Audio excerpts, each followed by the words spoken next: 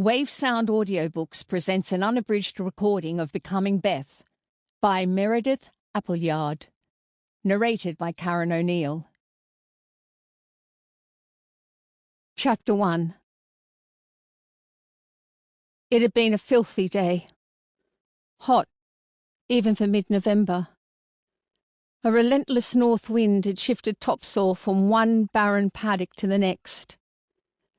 Dad stood next to me on the back veranda, stooped by age and life, large, capable hands propped on his hips. "Who'd be a farmer?" he said with a click of his tongue and a shake of his head.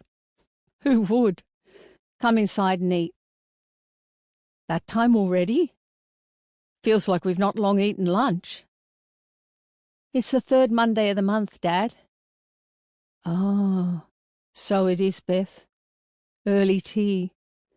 Let me turn off the hose. There's water running to the apricot tree." "You reckon there'll be any fruit left on the trees after today's blow?" I said. But he'd already bounded down the steps towards the vegetable garden and backyard orchard.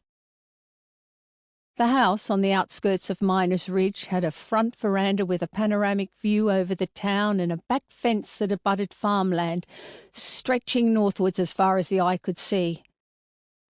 I reckon Mum and Dad chose this house when they moved in off the farm because it gave them a foot in each camp.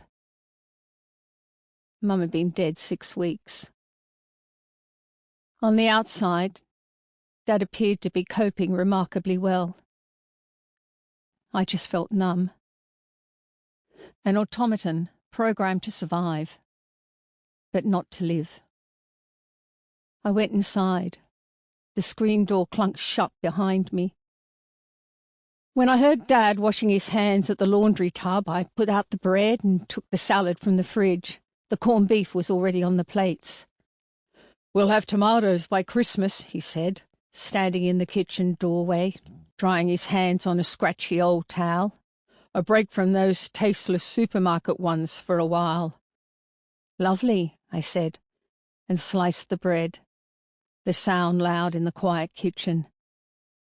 "Beth, you know you don't have to stay on that dreaded town hall committee if you don't want to. Just because it was one of your mother's passions doesn't mean it has to be yours." "Honestly, Dad, I don't mind." "If not my mother's passions, then what? God knows the last time I'd felt passionate about anything of my own. And I owed Mum." He was regarding me with a familiar mix of compassion and exasperation. Sample complete.